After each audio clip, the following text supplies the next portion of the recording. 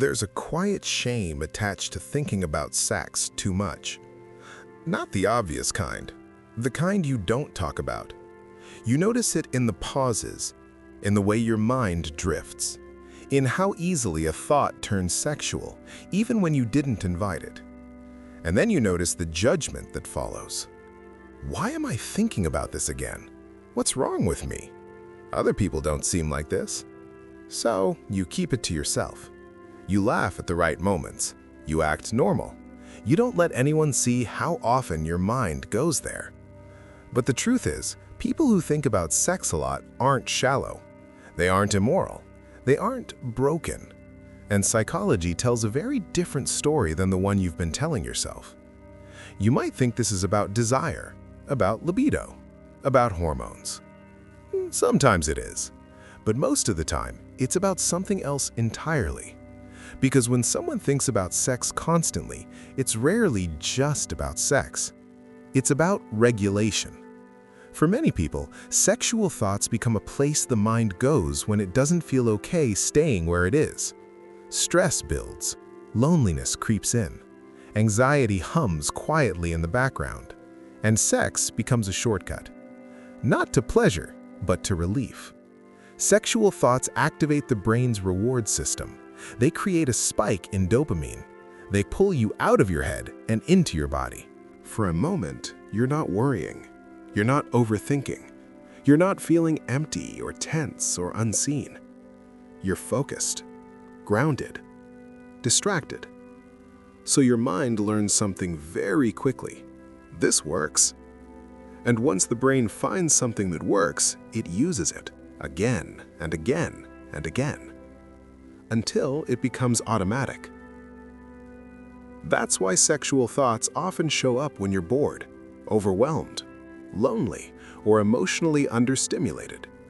Not because you're obsessed with sex, but because your nervous system is looking for relief. There's another layer people don't talk about. For some people, sex isn't just regulation, it's connection. If you grew up without consistent emotional closeness, if affection was conditional, inconsistent, or absent, your brain may have learned to associate intimacy with being wanted, chosen, or validated. So sexual attention feels like proof. Proof that you're desirable. Proof that you matter. Proof that you exist in someone else's mind. When that kind of validation is missing elsewhere, sexual thoughts fill the gap. They become a way to imagine closeness without the risk of rejection. To feel wanted without having to ask. To feel connected without having to be seen. And that's important. Because people who think about sex a lot are often people who crave intimacy, not just physical release.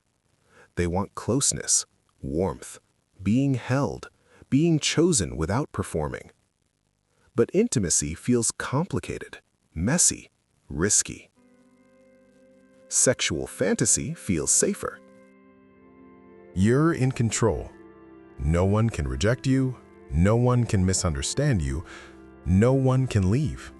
So the mind goes there instead. There's also something else happening quietly underneath all of this. Many people who frequently think about sex are actually highly imaginative, emotionally sensitive, and internally rich. Their minds don't go quiet easily. They feel things deeply. They notice more. They crave intensity. Sex becomes one of the few socially acceptable places where intensity is allowed, where desire is okay, where feeling deeply isn't embarrassing, where wanting something doesn't make you weak. So those thoughts become a container for emotions that don't have another outlet. Longing, curiosity, power, comfort, escape. And if you were taught, explicitly or implicitly, that your emotional needs were too much, sexual thoughts may be the only place those needs feel allowed to exist. Here's where the shame usually creeps in. You start to think, if I think about sex this much, something must be wrong with me. But psychology doesn't see it that way.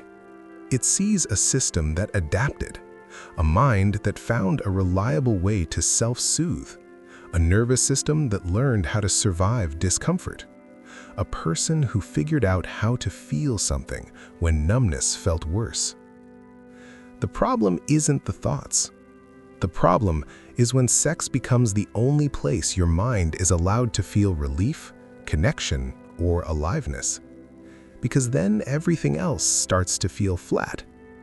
Work feels dull, conversations feel empty, relationships feel disappointing.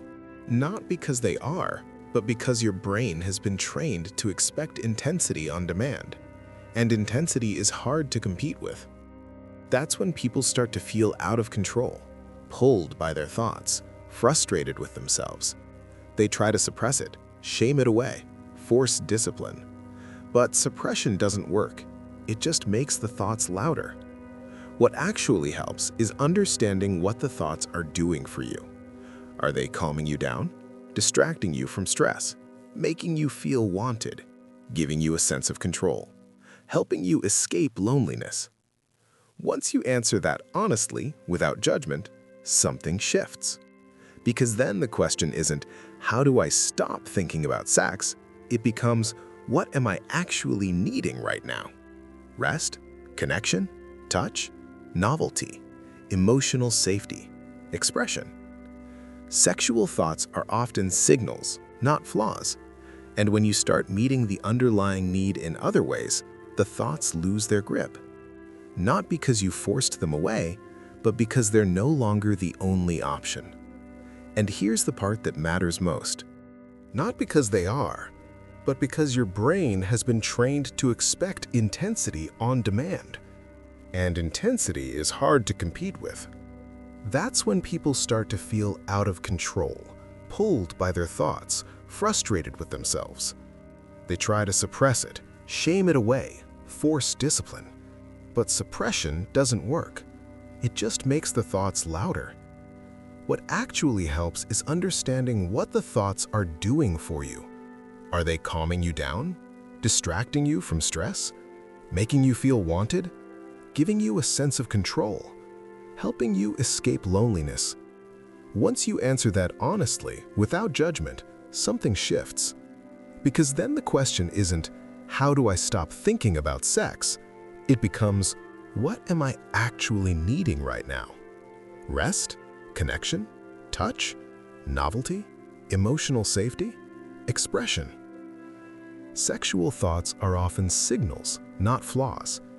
And when you start meeting the underlying need in other ways, the thoughts lose their grip. Not because you forced them away, but because they're no longer the only option. And here's the part that matters most. Thinking about sex doesn't make you immature. It doesn't make you immoral. It doesn't make you shallow. It often means you're human in a world that doesn't offer enough connection, safety, or relief. It means your mind learned how to cope. And coping isn't something to be ashamed of, even when it outgrows its usefulness. If this resonates, if you recognize yourself here, don't try to fight your mind. Listen to it. There's information in those thoughts about what you're missing, about what you're craving, about what your nervous system is asking for. Understanding these patterns, where they come from, what they're protecting, and when they stop serving you.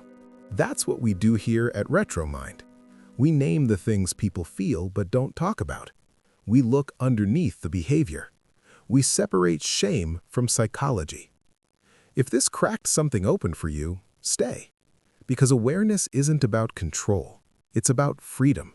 And once you understand why your mind goes where it goes, you don't have to be afraid of it anymore. And if you like the content, please like and subscribe to our channel. Don't forget to comment your opinion too.